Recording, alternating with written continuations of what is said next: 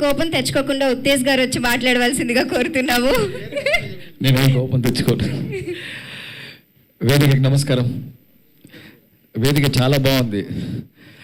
ప్రపంచం గర్వించదగ్గ బ్రహ్మానందం గారు ఒకవైపు, భారతదేశం గర్వించదగ్గ ప్రగతి గారు ఒకవైపు, సంయుక్త రాష్ట్రాలు గర్వించదగ్గ రామకృష్ణరాజు గారు ఒకవైపు, అలాగే ఎల్బి అన్న, బాబుమోహన్ అన్న, ఇంత పెద్దవాళ్ళు అందరూ ఉన్నారు. మా అదృష్టం ఏంటంటే రఘుబాబు అన్నయ్య, మాలాంటి వాళ్ళ, పృథ్వీ లాంటి వాళ్ళ అదృష్టం ఏంటంటే, మీకు లేని ఒక అదృష్టం ఏంటంటే బ్రహ్మానందం అన్నయ్యతో మేము పర్సనల్గా గడుపుతాం, పర్సనల్గా మాట్లాడతాం, పర్సనల్గా ఉంటాం. రంగమార్తాండ అనే సినిమాలో బ్రహ్మానందం అన్నయ్యలో మీరు ఒక 5% మాత్రమే చూశారు. అంత ఫిలాసఫర్ బ్రహ్మానందం అన్నయ్య.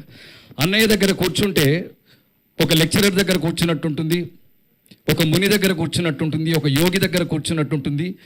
అలా అనర్గళంగా భాగవతం గురించి, రామాయణం గురించి, భారతం గురించి, వేమన సుమతి శతకాల గురించి, కవిత్వం గురించి, సాహిత్యం గురించి, మధ్యతరగతి జీవితాల గురించి, పెంపకాల గురించి, పంపకాల గురించి, పెళ్ళిళ్ళ గురించి, ప్రపంచం గురించి, రాజకీయాల గురించి, వాట్ నాట్, ఎవ్రీథింగ్ ఒక అద్భుతంగా అలవోకగా అలా మనతో మాట్లాడేస్తూ ఉంటారు.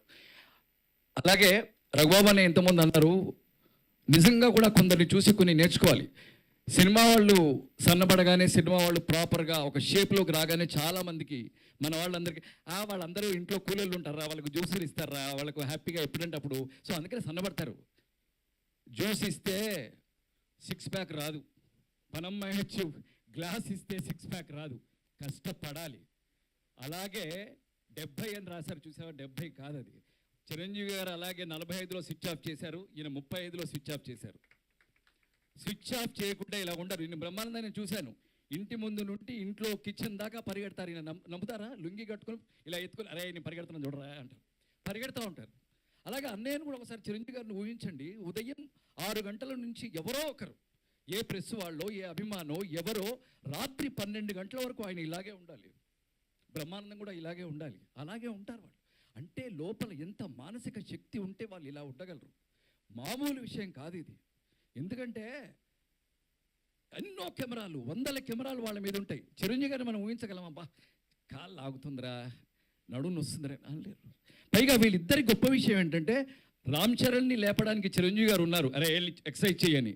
అలాగే గౌతమ్ని, సిద్ధుని లేపడానికి కూడా ఇంట్లో బ్రహ్మానందం గారు ఉన్నారు. కానీ బ్రహ్మానందం గారికైనా చిరంజీవి గారికైనా వాళ్ళే సైనికులు, వాళ్ళే కమాండర్. బ్రహ్మలే వాకింగ్ చేయి, చిరంజీవిలే వాకింగ్ చేయి, అలా వాళ్ళను సుశిక్షిత సైనికులుగా చేసుకున్నారు. కాబట్టి ఇంత ఆరోగ్యంగా, ఇంత హెల్తీగా మన ముందున్నారు. 70 ఏంటి, ఎన్నో వసంతాలు చూస్తూనే ఉండాలి. అలాగే ఇక్కడ ఈ మహానుభావుడు గురించి చెప్పాలన్నయ్య, నేను ముఖ్య సరస్వతి అని షాక్ అయ్యానండి. రఘురామకృష్ణ చూసి, యూట్యూబ్లో ఉంటుంది చూడండి, సినిమా నాలెడ్జ్ ఉంది ఈయనకి.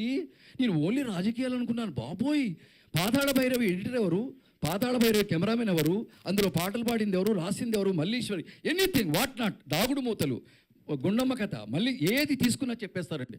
సినిమా అంత అభిమానులు ఉన్నారు కాబట్టి, మీలాంటి ప్రేక్షక దేవుళ్ళు ఉన్నారు కాబట్టి, అన్నయ్య ఇలా ఉన్నాం, అందరం ఇలా ఉన్నాం. అన్నయ్య గురించి నేను ఎప్పుడు ఏదో ఒకటి పుట్టినరోజుకు రాస్తూ ఉంటాను. ఇది రాసేసి ఆపేస్తాను, చదివేసి. వందే హాస్యప్రియం బ్రహ్మానందం, వెండితెరల సాక్షిగా గుండెని నవ్విస్తున్నావు, సంతోషాలనిస్తున్నావు, ఉల్లాసాలనిస్తున్నావు, ఊరటనిస్తున్నావు, ఆరోగ్యాలనిస్తున్నావు, ఆనందాలనిస్తున్నావు. ఇన్నిస్తున్నావని మాకు, ఇంతెంత పంచుతున్నావని మాకు. స్వేదం చిందించే కష్టజీవులని కేరింతల కవ్విస్తావు, మధ్యతరగతి బ్రతుకుల్లో మందహాసాల మధుమరిస్తావు, నోట్లని, కోట్లని, ఎస్టేట్లని సైతం కిసుక్కున నవ్విస్తావు, కోల్పోతున్న వాళ్ళ జీవితాలని వాళ్లకు గుర్తు చేస్తావు. మా ఆనాటి పసోళ్ల గోరుముద్దలకి గగనసీమ చంద్రయ్య తాయిలం అయితే, మా ఆనాటి పసోళ్ల గోరుముద్దల గగనసీమల చంద్రయ్య తాయిలం అయితే, ఈనాటి పసోళ్ల గోరుముద్దలకి వెండితెల బ్రహ్మయ్యే తాయిలం. ఈ జన్మకిది తీరని రుణం బ్రహ్మయ్య. నీ నుదుటన ఓ గీత గీసి నిన్ను మా కంపిన పుణ్యానికి ఆ పరమాత్ముడే నీ పరమ ఆప్తుడంటూ, నీ అడుగుని, నీ నుడుగుని, నీ గొడుగుని, నీ ప్రతిభని, నీ ప్రయాణాన్ని, నీ పురస్కారాల్ని ఏవీ నీవు కావంటూ అన్నింటినీ వీలునామాలుగా అన్నీ ఆయనవేనంటూ రాసిస్తున్నవా దేవదేవుడికి. మేమే కాదు, ఆ పరమాత్ముడు రుణపడిపోతున్నాడు నీకు. ఇంకొక పేపర్ ఉందా? లేదుగా? Okay, thank you, love you. Thank you sir, thank you so much for your valuable word.